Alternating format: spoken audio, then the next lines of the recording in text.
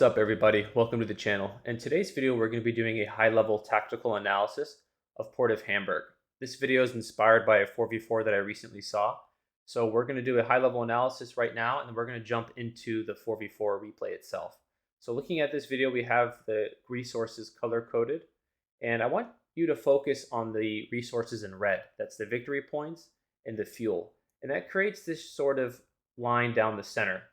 And this line down the center is really the battle line that's drawn throughout the game. What you normally have is you have this battle that ensues across this center front, and then you have a large artillery war of attrition usually, and I'm sure most of you guys have experienced that on Port of Hamburg. But I want to highlight a couple points. For the team in the south, there's a key low-hanging fruit, and that is, I think, positioning early on. And what I like teams to do, or at least my team, is for a initial opening where this group here moves along this roadway, grabs this house, and secures or contests this fuel in a powerful way. One note on about this is this building right here is a really key defensive point because it protects the flank and provides a lot of vision. So, and we're going to get into why that's important in a little bit here. But this house is a really, really strong, defensive position to cover the flank as you're, moving up pretty high on the map and contesting this fuel. For the team in the south right, the best thing to do early is to move quickly along this road, capture this house. You're a little bit closer to the house, and secure and contest this fuel. All right, for the team in the north, it's a little bit trickier, but it's very interesting at least. And what you normally see is this formation. We're going to jump into this formation right here, right? So what normally happens, let's go ahead and show this, is you have the team in the north utilizing these three players, right, to take the northern position. And the way that's done is the two players in the top, purple and red, they attack from these two flanks, as you can see, right? While the player in the center, the pink player, he's sort of your flank, and he's going to go in and he's going to wreak havoc in the center with these open flanks and along this center road here. And as you can see, is highlighted in pink, he's going to be attacking this defensive position because if this position falls, the southern team loses vision and their flank is compromised, right? So that's gonna cause this front line to really be contested and break. Now, what I really want to cover and what the replay is going to show is if this team in the south, right, is able to secure this fuel, as indicated here, and this team on the left-hand side, the turquoise and yellow, if they're pushed back to this position, as shown, right, and they're being pushed by these three players on all corners, right? What is this team here to do in this situation? What is blue and green to do to help their team? Are they supposed to just say, okay, we've secured this fuel, let's dig in and let's go help, right? Is that the right reactionary play to make? I don't think so. And sometimes it could be the right play, but I really want us to focus on potential ways where we can help shift the momentum and positioning on the map without directly addressing our opponents, right? So, okay, let's set this up. We have team here, and they're stuck in this fight, okay? We've secured the fuel down here. Let's just say that's us. If there's three players investing on the left side of the map, that means 75% of their army, generally speaking, is on the left side of the map versus 50% of the southern army, right? So 75 versus 50%, they have a big advantage here. What that means is we have 50% of our army on the right-hand side of the map, and they only have 25% of their army, right? It's a 2-to-1 odds here. And what that means is we can attack them where they're weak. If we just say, okay, hey, we're going to shift over and we're going to address this, we're attacking them where they're strong. And we're playing into their game. That's their game plan. We're being very reactionary. If you want to be proactive, we want to hit them where they're weakest. And this player's whole focus, as you can see here, is to defend this position. Why? because this position allows him to cover these flanks and to protect this open route into the center. Orange is helping pink facilitate the flanks in the center. So what we want to do is we want to put a lot of pressure at their weakest point, and their weakest point is orange. And so we can create our defensive stand here in our structure here. We can have our support weapons down here, which is great because it can also help in the center. But really what we want to do is, as indicated on this map, is we want to push up. We want to take the initiative. We want to proactively put a lot of pressure, start taking these manpower points and cutoffs, and we want to put a lot of pressure to cut off this flank for pink. Force him to farther onto the left side of the map, or force pink to say, you know what, we're being really pushed hard on the right-hand side by this team. I need to come down and help. And what that will do is that will leave it to a more balanced game where you have 2v2 now, and you have 2v2 once again. You freed up turquoise and yellow to fight a 2v2 once again.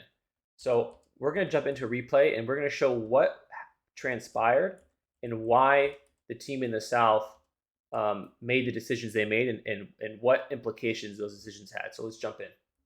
Okay, so we have the Axis in the south, and we have the Allies in the north, right? So let's take everything we just talked about into perspective when we look at this replay. Look what we have here, guys. We have the player in the top right, the green player, USF, by himself going to defend that right-hand side like we talked about. We have turquoise, who is going to play that center flanking position to help his team in the top, blue and yellow, take this left-hand side fuel, right? So let's go ahead and see how this develops. We're going to look at this in 4x speed. As you guys can see here, we have on the right-hand side, purple and orange, the Axis players taking that right-hand side pretty quickly. We have red and pink taking the left-hand side. Things are looking good for the Axis right now, right? Scharfschütze has arrived. It's looking really strong for them. But as you can see here, the Allies have a 3v2 advantage, right? Whereas on the right-hand side, it's a 2v1 dynamic. We have a fresh But grenadier the squad. green player is not overcommitting. He's just playing the edges and buying time. What he's doing is he's locking up both players on the right-hand side. The Axis players are locked up on the right in a 2v1 when they should be helping in a more dynamic way. Whereas on the left-hand side, the Allies have completely broken that position, like we talked about, and now they're controlling the center, and they're controlling the left. So let's go ahead and pause this really quickly. I just want to highlight here how important it is for the Axis team on the right-hand side to realize that they're only facing one opponent. And if they're only facing one opponent, that means the other opponent is helping their team on the other side of the map. So it's a 3v2 on this side. The team, even if you're not talking and communicating with your team, you have to be aware of these things. So this team on the left-hand side, right, this Axis team on the left, they're being pushed back to their base. The team on the right is way too complacent, way too static. They need to be pressing, harassing, taking these points, and helping to flank the center and stop the center from being a point of contact, right? Because the Axis team on the left, pink and red, they're being flanked not only from the top, but from the right side through the middle, right? So the Axis have done nothing to stabilize the game here because they haven't controlled the center. Now look what's going to happen, right? Orange is going to come center. Red and pink are going to push back to try and contest that fuel on the left-hand side. But green and yellow are going to shift, and they're going to 2v1. So let's pause that once again. So what do we have here? We had a 3v2 on the left, right? The Allies won that in the top. Okay? And on the right, it was a 2v1, and the Axis won that, but they were very complacent. Now we have the Axis shifting middle. It's kind of like a 3v2 now on the left-hand side, and they're going to try and contest this point. But now we have a 2v1 on the right-hand side. So the Allies are noticing a weakness, and they're capitalizing on it. They're gonna double team this OKW player on the right. Whereas what is What are the Axis going to accomplish? Let's find out. We are losing Axis, a sector. they've managed to control the center, so they're stopping those flanks. But look what's happening. Because they compromised this right flank, they're going to get circumvented and flanked underneath. So the Allies are doing an amazing job of noticing points of weakness and capitalizing. It's an ebb and flow. The early game is oftentimes a shift and balance of power. So the Allies, yes, for a moment they've lost the north. They're being pushed back. The Axis have counterattacked. But the Axis shifted one of their players center and left one player vulnerable. And now what do you have? You have green and yellow, blue and turquoise, okay, fighting against 3. It's a 4v3 now, technically. So let's go ahead and play this. New anti-tank gun has arrived. Purple is down in the south. He's been pushed out. Yellow is once again utilizing the flanks really well because the Axis haven't been able to secure these positions on the right side.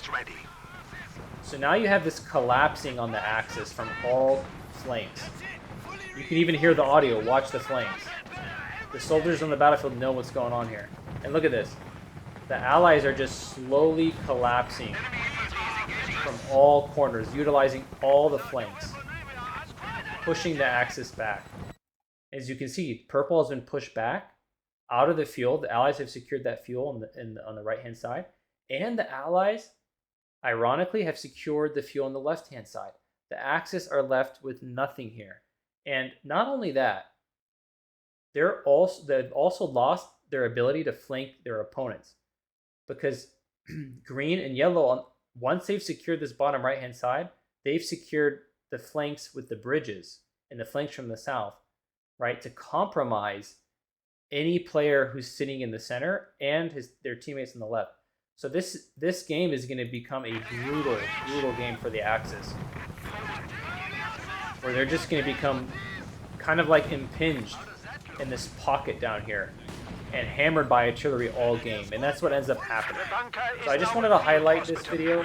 I hope, guys, that this was helpful for you. I know it's a relatively short video. We're not going into the whole game, but the Axis do end up just getting artillery to death because they're stuck in this pocket. They're forced and squeezed into the center pocket, and the Allies do a great job of leveraging their positions and their flanks in the early game. So I hope you guys enjoyed this video. If you did, go ahead and like, subscribe, leave a comment. I'll be sure to see it. And let me know if you want to see more of this in the future.